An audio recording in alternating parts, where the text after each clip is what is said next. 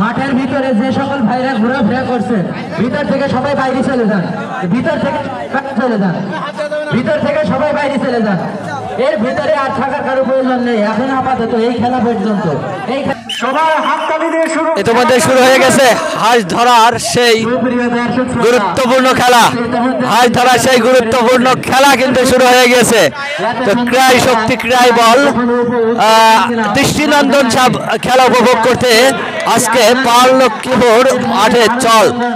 তো ভিউয়ার্স যারা এই মুহূর্তে খেলাটি দেখছেন অবশ্যই শেয়ার করে দেবেন এবং আমাদের পেজটিকে ফলো দিয়ে আমাদের সাথে থাকবেন। এই মুহূর্তে অসাধারণ দৃষ্টিনন্দন খেলা কিন্তু এখানে চলছে, দেখতে পাচ্ছেন।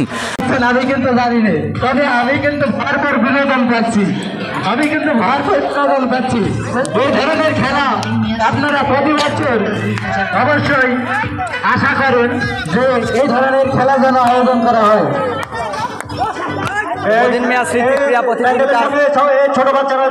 মাঠে হাঁস ধরা প্রতিযোগিতা চলছে, হাঁস ধরা প্রতিযোগিতা চলছে। আর এই প্রতিযোগিতায় একজন বিজয়ী হয়ে গেছে, একজন বিজয়ী হয়ে গিয়েছে। তো হাসতে খুব সুন্দর মানুষ দেখতে পাচ্ছি। এর ভিতরে অনেক বয়স্ক আছে, তার ভিতরে শুধু কম বয়সী দুইজন ব্যক্তি দেখতে পাচ্ছি। তারা দেখছি খুব দ্রুত হাতের কাজ চালাচ্ছে। দেখা যাক শেষ পর্যন্ত, যাদের উপরে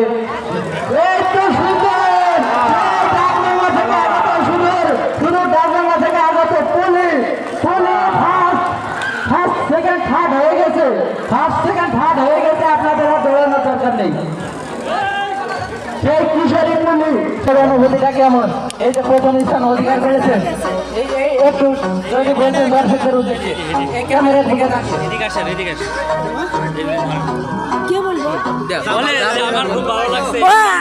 আমি দুটা খেলায় ফেল হয়েছে, আমি আল্লাহর মতে একটা ফেলাই পাস করেছি, ভালো লাগছে আমার।